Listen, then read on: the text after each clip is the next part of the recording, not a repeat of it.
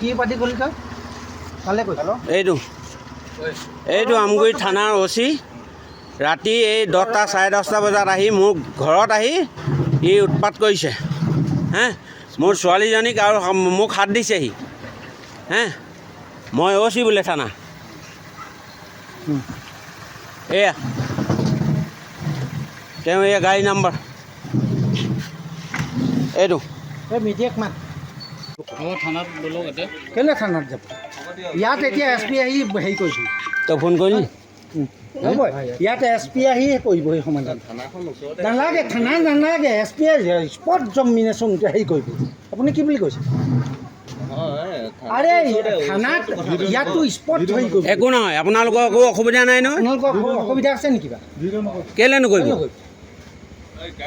আপোনালোকৰ ৰাইটত নাই নেকি ভিডিঅ' নকৰিবলৈ গাড়ীখন মই চাইড কৰি দিছোঁ দিয়ক হে কিয় গাড়ীখন চাইড নালাগে তাত দিয়ক মই কিবা হেৰি পাইছে এজাহাৰ দিয়ক কিবা হেৰি কওক এজাহা এইবোৰ এই ছোৱালী